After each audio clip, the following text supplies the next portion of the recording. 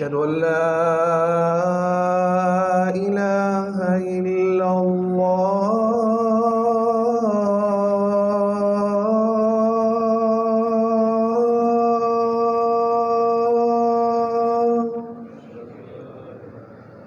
أشهد أن لا إله إلا الله.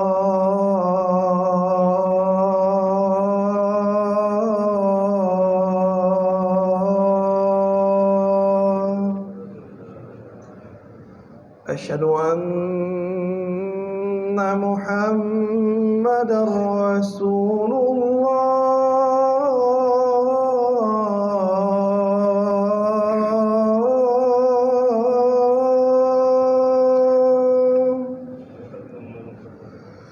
أشهد أن محمدًا رسول الله.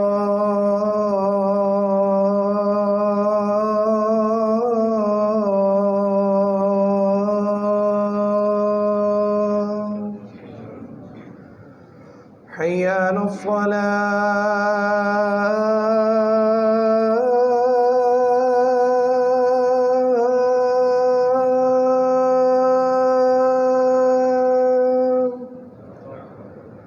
حي على الفلاح. حي على الفلاح.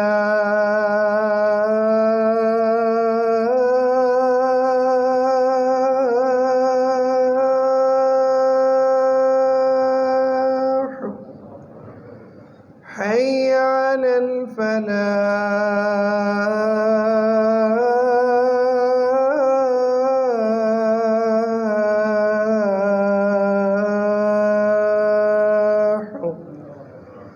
الله أكبر.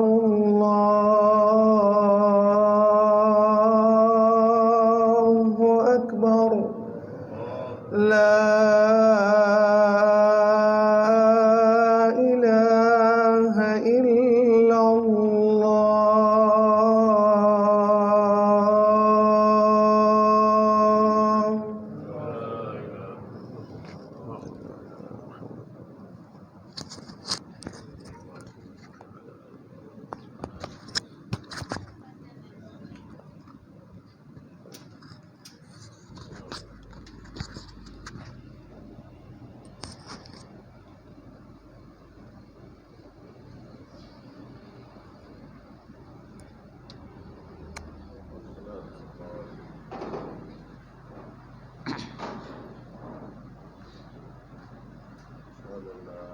السلام علیکم ورحمۃ اللہ وبرکاتہ. الحمد للہ نحمده ونستعینه ونستغفره ونؤمن به ونتوکل علیہ ونعوذ باللہ من شرور انفسنا ومن سیئات اعمالنا. من يهده الله فلا مضل له ومن يضلله فلا هادي له. وأشهد أن لا إله إلا الله وحده لا شريك له. وأشهد أن محمدا عبده ورسوله. أما بعد فإن خير الحديث كتاب الله وخير الهدي هدي محمد صلى الله عليه وسلم وشر الأمور محدثاتها وكل محدثة بدعة وكل بدعة ضلالة وكل ضلالة في النار. اللهم صل على محمد وعلى آل محمد كما صليت على إبراهيم وعلى آل إبراهيم إنك حميد مجيد. اللهم بارك على محمد وعلى آل محمد كما باركت على إبراهيم وعلى آل إبراهيم إنك حميد مجيد. أما بعد فأعوذ بالله السميع العليم من الشيطان الرجيم. بسم الله الرحمن الرحيم. قل اللهم مالك الملك تؤتي الملك من تشاء وتنزع الملك ممن تشاء وتعز من تشاء وتذل من تشاء بيدك الخير إنك على كل شيء قدير.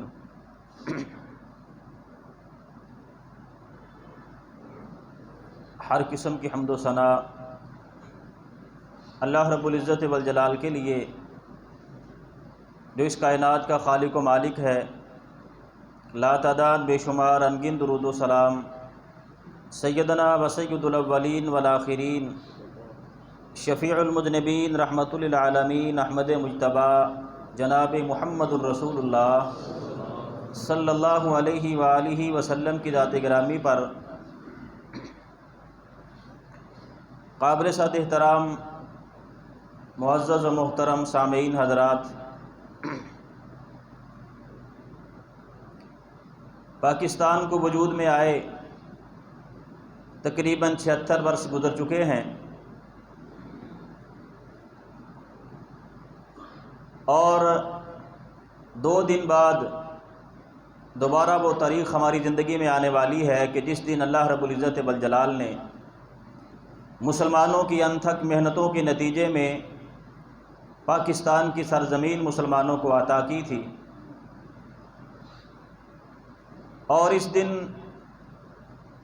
پاکستان کے باشندے اور خاص طور پر نوجوان اپنے انداز میں خوشی مناتے ہیں، خوشی کا اظہار کرتے ہیں. یقیناً خوشی کا اظہار ہونا چاہیے، لیکن یہ خوشی کا اظہار کرنے والوں میں بڑے کم نوجوان ہیں جو یہ جانتے ہوں کہ یہ آزادی کا سفر کیسے شروع ہوا تھا.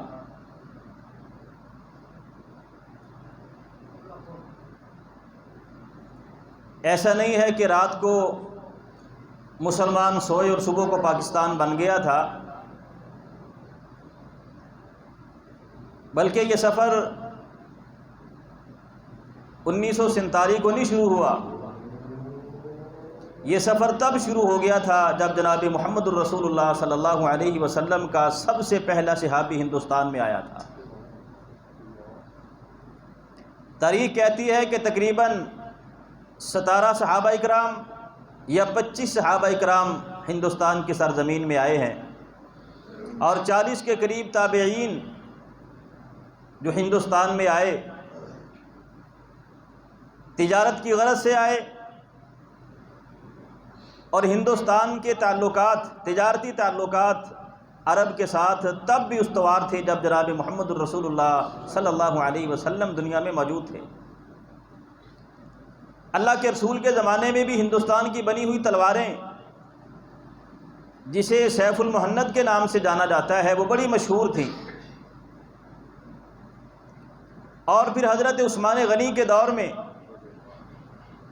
جب مسلمانوں کی تعداد بڑھی اور مسجد نبوی کی توسیع کی ضرورت پیش آئی تو حضرت عثمان غنی نے دیار کی لکڑی خوشبودار ہندوستان سے منگوا کر مسجد نبوی کی توسیع کی تھی. مسلمان جب ہندوستان میں آئے، صحابہ کرام یا تابعین، ان لوگوں نے ہندوستان میں اس انداز میں تجارت کی کہ لوگ ان کے چہرے مورے کو دیکھ کر، ان کی شکل و صورت کو دیکھ کر، ان کے تجارت اور کاروبار کو دیکھ کر، ان کی سچائی اور امانت اور دیانت کو دیکھ کر لوگ ان کے گرویدہ ہو گئے اور اسلام قبول کرنا شروع کر دیا تھا لوگوں نے. اور جب ہندوستان میں سب سے پہلے بندے نے کلمہ طیبہ کا اقرار کیا تھا تو یوں سمجھے کہ اسی وقت آزادی کا سفر اور پاکستان بنیاد میں آ چکا تھا.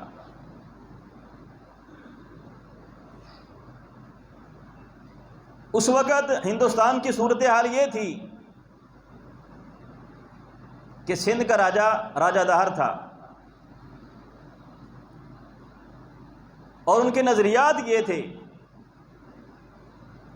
اور ہندوؤں کی بڑی مانا ہوا قانون شاستر، آج بھی اس میں یہ بات موجود ہے کہ کچھ لوگوں کو اللہ رب العزت والجلال نے اپنے منہ سے پیدا کیا ہے اور وہ برہمن ہیں، کچھ لوگوں کو اللہ رب العزت والجلال نے اپنے بازوؤں سے پیدا کیا ہے، وہ کھتری ہیں، اور کچھ لوگوں کو اللہ رب العزت والجلال نے اپنی رانوں سے پیدا کیا ہے، وہ ویش ہیں، اور کچھ لوگوں کو اپنے پاؤں سے پیدا کیا ہے، وہ شودر ہیں۔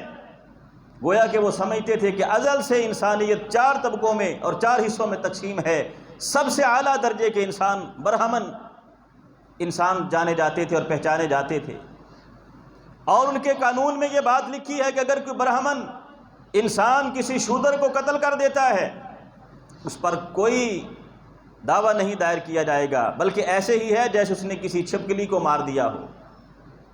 اور کسی شودر کو یہ قانون نہیں تھا، حق نہیں تھا کہ وہ اپنے آپ کو برہمن کے برابر سمجھے یا اس کے برابر جا کے بیٹھ جائے۔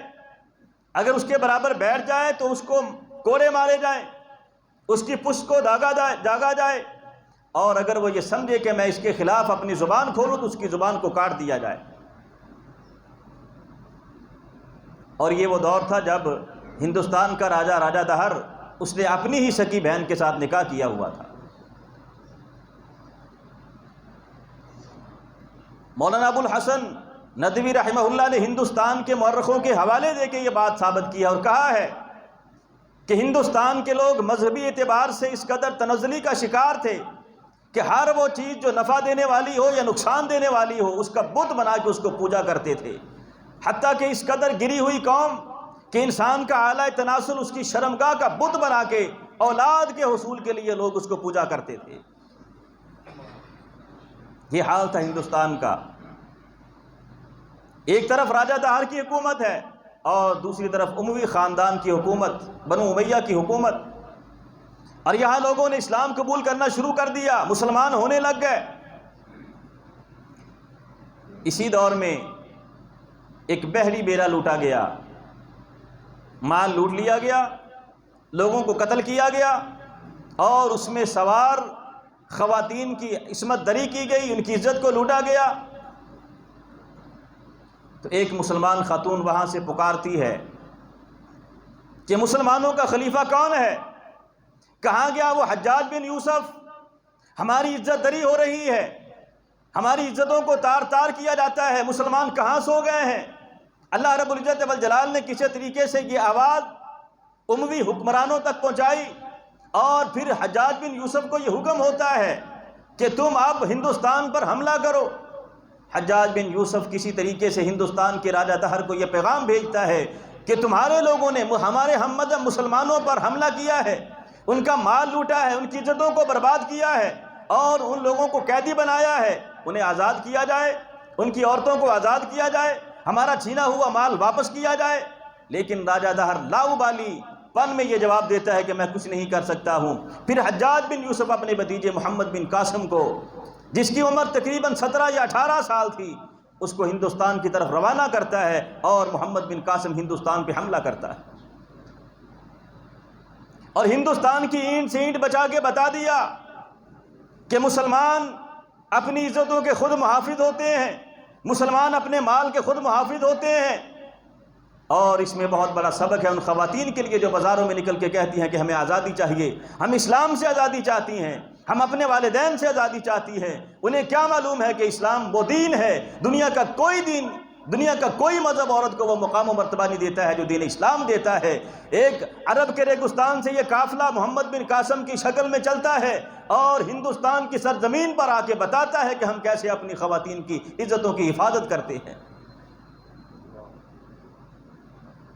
اور پھر یہ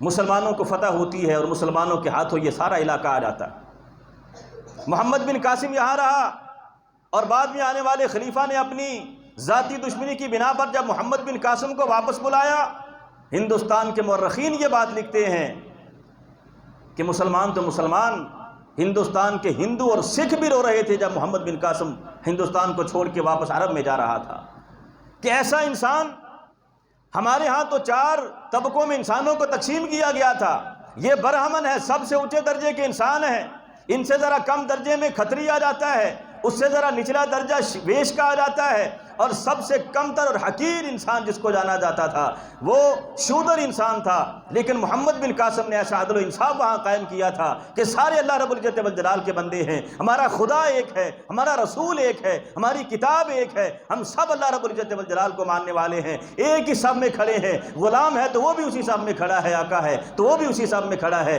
بادشاہ بھی اسی صف میں کھڑا ہے، اور رعایا بھی اسی صف میں کھڑی ہے۔ ایسا عدل و انصاف قائم کیا تھا کہ جب محمد بن قاسم ہندوستان کو چھوڑ کر عرب میں جا رہا تھا تو ہندوستان کے ہندو بھی رو رہے تھے محمد بن قاسم کے لیے۔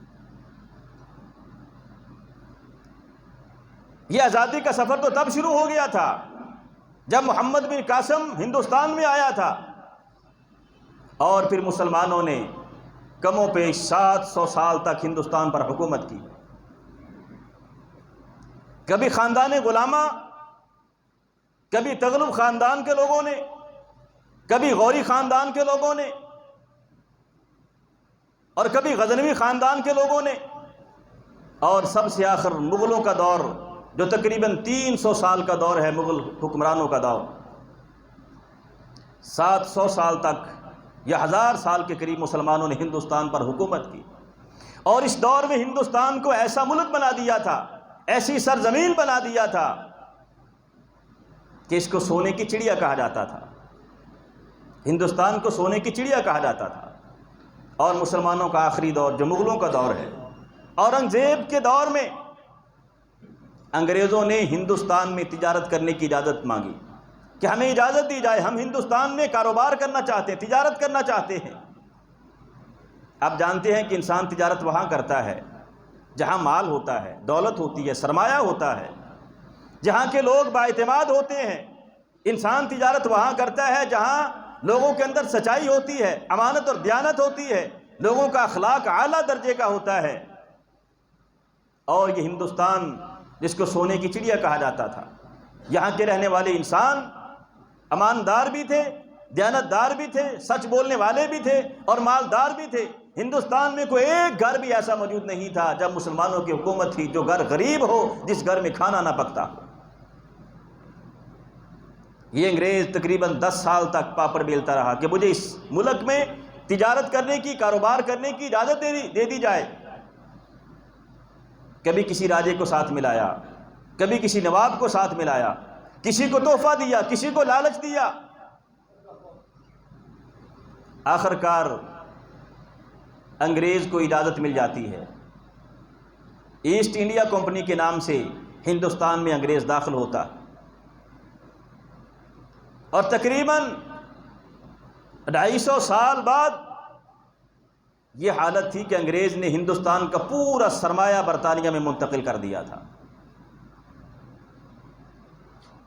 لوگوں پر ایسا ظلم کیا، ایک چھوٹی سی کمپنی جس کے مزدوروں کی تعداد تقریباً 30 سے 35 تھی، لیکن اس نے پھر اس کمپنی میں لوگوں کو داخل کیا، لالچ دیا، لوگوں کو سبز باغ دکھائے، سکھوں کو، ہندوؤں کو اور عیسائیوں کو اس کمپنی میں ان لوگوں نے نوکریاں دی، تنخواہیں دی، مراعات دی، گھر دیے، بڑے بڑے لالچ دے کے اپنے طریقے سے ان کی تربیت کی، اور تھوڑے ہی عرصے کے بعد یہ 30-35 لوگوں کی کمپنی لاکھوں کی تعداد میں پہنچ جاتی، اور آہستہ آہستہ یہ ہندوستان کی آبادی پر اثر انداز ہونا شروع ہو جاتے، سیاست میں آ گئے، ہندوستان کی سیاست سنبھال لی ان لوگوں نے۔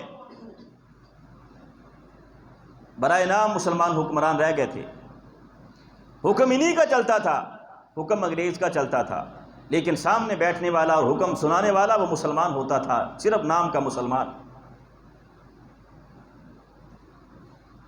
آخر کار معاشرت اور سیاست سے بڑھ کر ایک اور قدم آگے بڑھا یہ انگریز، اس نے ہمارے مذہب کو بھی اثر انداز کیا۔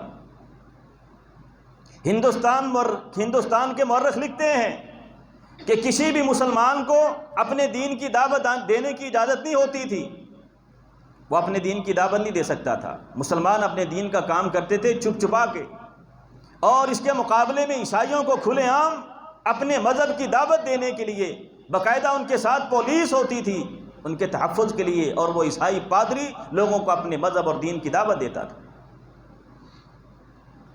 جب یہ لوگ اس قدر آگے بڑھ گئے تو پھر مسلمانوں میں سب سے پہلے شاہ ولی اللہ محدث دہلوی رحمہ اللہ، شاہ عبد العزیز کے خاندان کے عظیم سپوت، انہوں نے سب سے پہلے فتویٰ دیا تھا انگریز کے خلاف جہاد کرنے کا کہ مسلمانوں تمہارا قرآن تو جہاد کی آیات سے بھرا پڑا ہے اور تم غلامی کی زندگی گزارتے ہو، تم اپنے دین کی دعوت نہیں دے سکتے ہو، تم اپنی نمازیں کھلے عام نہیں پڑھ سکتے ہو، انگریز کی محکومے میں تم زندگی گزارتے ہو۔ سب سے پہلے شاہ ولی اللہ محدث دہلوی نے انگریز کے خلاف جہاد کرنے کا فتویٰ دیا تھا۔ پھر علماء کی کمیٹی بلائی اور مشترکہ طور پر یہ فتویٰ صادر ہوا کہ انگریز کے خلاف اب مسلمانوں پر جہاد فرض ہو چکا ہے، مسلمانوں نکلو انگریز کے خلاف۔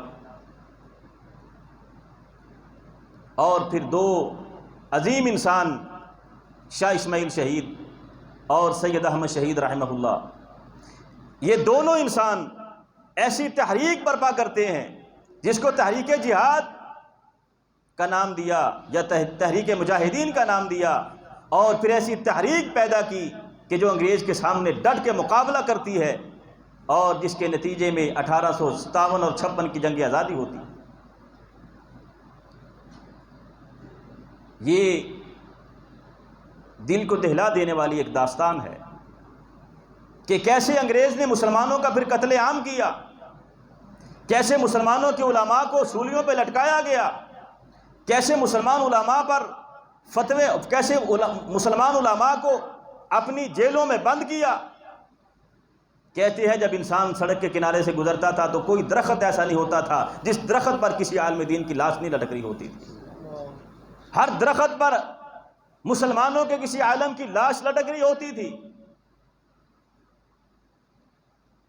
انگریز نے پھر ایسا ظلم کیا، ایسی چال چلی، ہندوؤں کو بھی اپنے ساتھ ملا لیا، سکھوں کو بھی اپنے ساتھ ملا لیا، اور مذہب کے نام پر ایسی نفرت ڈالی ان کے اندر کہ پہلے تو صرف انگریز ہی مسلمانوں کا خلاف تھے، اب ہندو بھی مسلمانوں کے خلاف ہیں اور عیسائی اور سکھ بھی مسلمانوں کے خلاف ہیں۔ پھر علماء نکلے تھے، جب بھی لوگوں کو سیدھا راستہ دکھایا تو علماء نے دکھایا ہے، جب بھی لوگوں کو راہ راست پہ لائے ہیں تو علماء لائے ہیں۔ صادق آباد کے علماء، پٹنہ کے علماء، بہار کے علماء، دہلی کے علماء، یہ سارے علماء مل کر پھر ایسی تحریک پیدا کرتے ہیں جس کو تحریک آزادی کا نام دیا گیا، انگریز نے اس کو بغاوت کا نام دیا تھا۔ اور انہی میں ایک مولانا عبد الرحیم صادق آباد کے تھے، ان کو انگریز نے بلا لیا کہ تو ہمارے خلاف جہاد کا فتویٰ دیتا ہے۔ ان پر مقدمہ چلا، سزائے موت ہوتی ہے ان کو کہ ان کو سزائے موت دے دی جائے۔ پھر آگے مقدمہ چلتا ہے تو سزائے موت کی بجائے ان کو جیل میں بھیج دیا جاتا ہے، بدنام زمانہ کالا پانی جیل میں ان کو بھیج دیا جاتا ہے۔ کہتے کہ جب میں وہاں گیا میں نے دیکھا کہ وہاں بے شمار مسلمان خواتین، بچے، مرد اور عورتیں اور بڑے بڑے علماء وہاں بند ہیں، اور ان کی پیشانیوں پر کسی چیز کے ساتھ لکھا ہوا تھا کہ یہ وہ لوگ ہیں کہ جن کو ہمیشہ کے لیے اس جیل میں بند کر دیا گیا ہے، اور جن کی پیشانیوں پہ غدار لکھا ہوا تھا کہ یہ وہ لوگ ہیں جو انگریز کے ساتھ غداری کرنے والے۔ کہتے کہ جب 18 یا 19 سال کے بعد مجھے وہاں سے رہائی ملی، میں اپنے گاؤں واپس آیا۔ یہ صرف عالم نہیں تھے، مولانا عبد الرحیم رحمہ اللہ صرف عالم نہیں تھے، اپنے علاقے کے نواب بھی تھے، بڑے ذمہ دار تھے، ڈیرے دار تھے۔ کہتے جب میں اپنے علاقے میں آیا تو میں نے دیکھا وہ ہماری ساری زمینیں ان لوگوں کو دے دی گئیں جو انگریز کے وفادار تھے، ہمارے ساتھ بغاوت کرنے والے، ہماری مخبری کرنے والے اور انگریز کے ساتھ وفاداری کرنے والے، ان کو وہ ساری زمینیں دے دی گئیں۔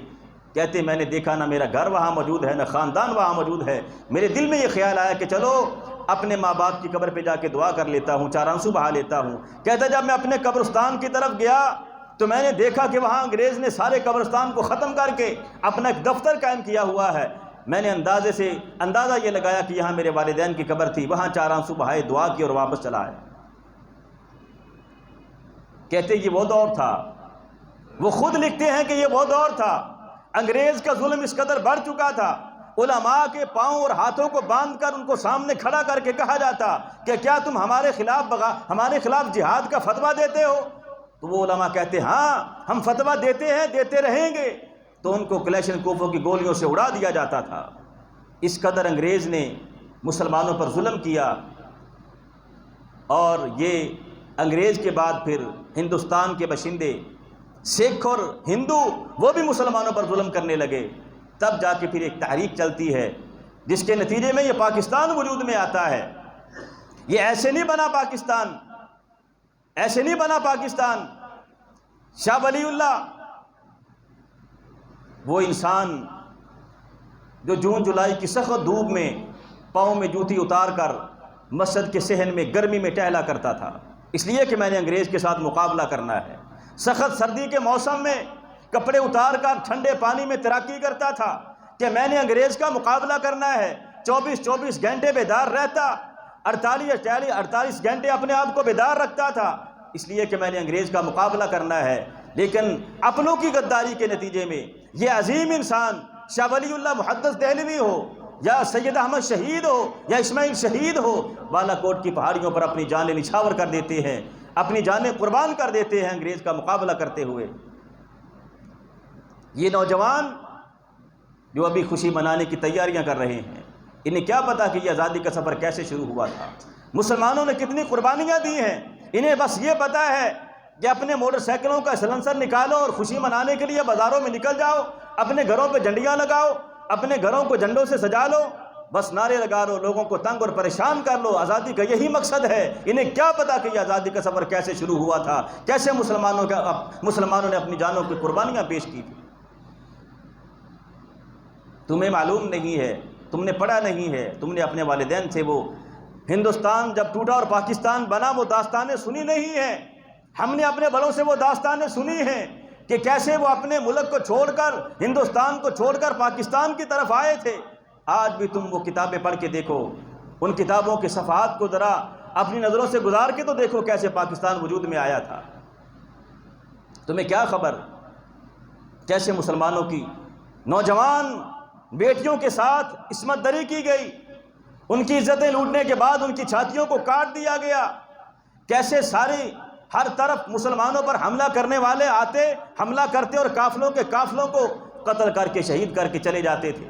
تمہیں کیا خبر کہ آزادی کا سفر کیسے شروع ہوا تھا اور کیسے یہ پاکستان بنا تھا۔ ہوشیارپور کے چوک میں مسلمانوں پر حملہ ہوتا ہے۔ 3 دن تک مسلمانوں کے درمیان اور ہندوؤں اور سکھوں کے درمیان یہ جنگ ہوتی ہے۔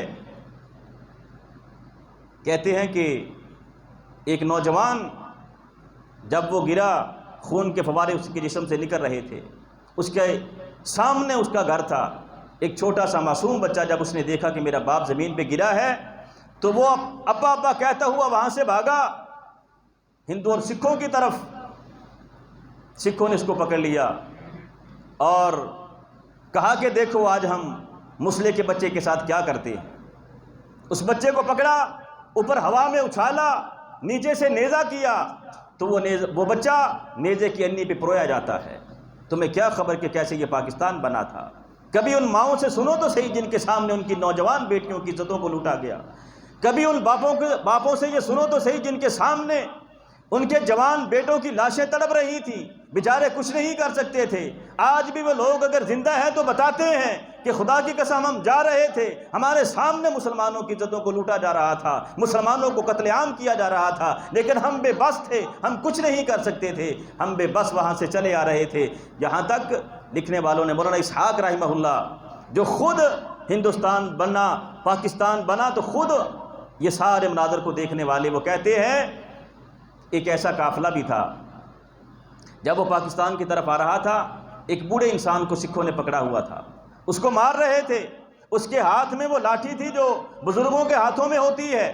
قریب سے مسلمانوں کا قافلہ گزر رہا تھا لیکن وہ مسلمان بے بس تھے، کچھ نہیں کر سکتے تھے، اس بوڑھے کو بچا نہیں سکتے تھے۔ وہ بوڑھے نے اپنی لاٹھی مسلمانوں کی طرف پھینکی اور کہا کہ مسلمانوں، شاید میں بد نصیب پاکستان کی سرزمین کو نہیں دیکھ سکتا ہوں، لیکن یہ میری چھڑی لے جانا، شاید یہی اس پاک سرزمین کی زیارت کر سکے جس کے لیے ہم نے جانیں قربان کی ہیں۔ تمہیں کیا خبر یہ پاکستان کیسے بنا تھا، یہ پاکستان کیسے آزاد ہوا تھا؟ لیکن ہاں، انگریز جاتے ہوئے یہ بات کیا گیا تھا کہ ہم نے ان کے جسموں کو تو آزاد کر دیا ہے، لیکن یہ ان کے ذہن ہمیشہ ہمارے غلام رہیں گے، ان کے ذہن ہم نے ایسے غلام بنا دیے ہیں کہ کبھی ہماری غلامی سے نہیں نکلیں گے۔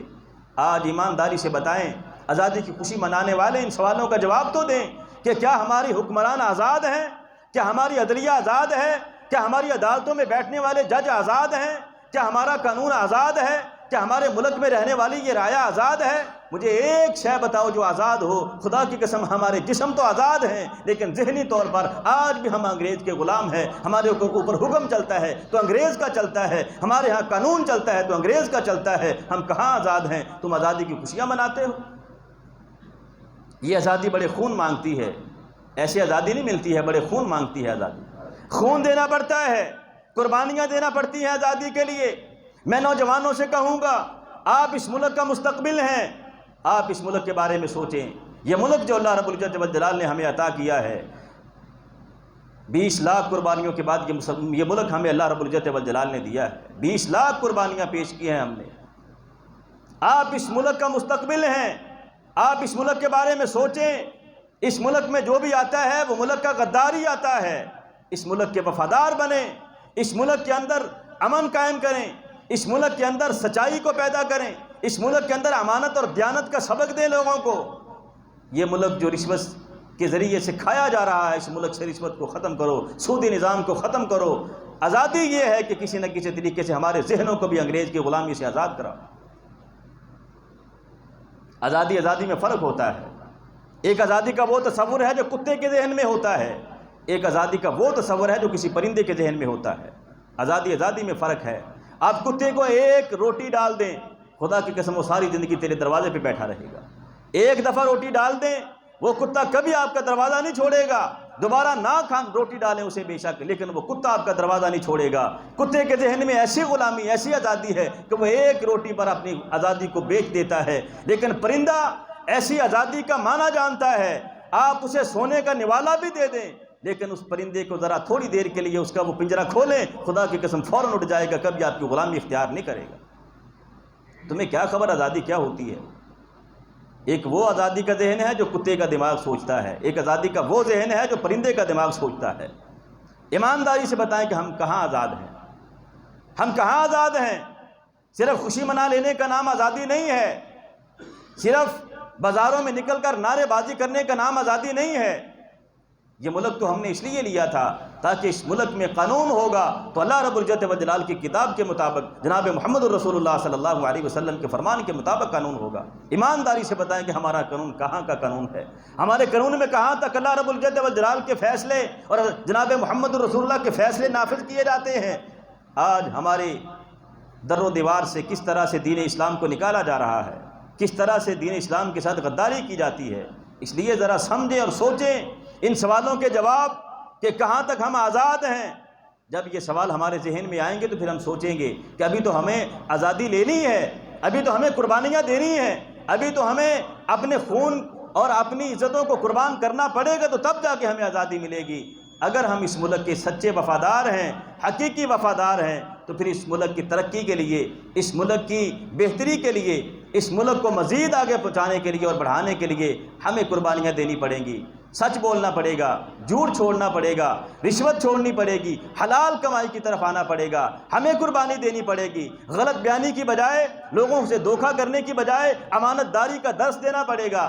اگر ہم یہ قربانیاں دیں گے تو یہ ملک باقی رہے گا۔ اگر ہم نے ایسا نہ کیا تو اللہ رب العزت والجلال کا وعدہ ہے، یاد رکھو، ہم کسی بھی قوم کو جب کوئی سرزمین دیتے ہیں، اگر وہ اس کا حق ادا کرے گی تو ہم اس کو اس ملک میں حکومت اور خلافت عطا کریں گے۔ اگر ایسا نہیں کرے گی تو ہم وہ ملک اس قوم سے چھین لیتے ہیں۔ کہیں ایسا نہ ہو کہ ہماری بے وفائیوں کے نتیجے میں یہ ملک ہمارے ہاتھوں سے نکل جائے۔ اللہ رب العزت والجلال ہمیں سمجھنے اور اس پر عمل کرنے کی توفیق عطا فرمائے۔ وما توفیقی الا باللہ، علیہ توکلت و الیہ انیب۔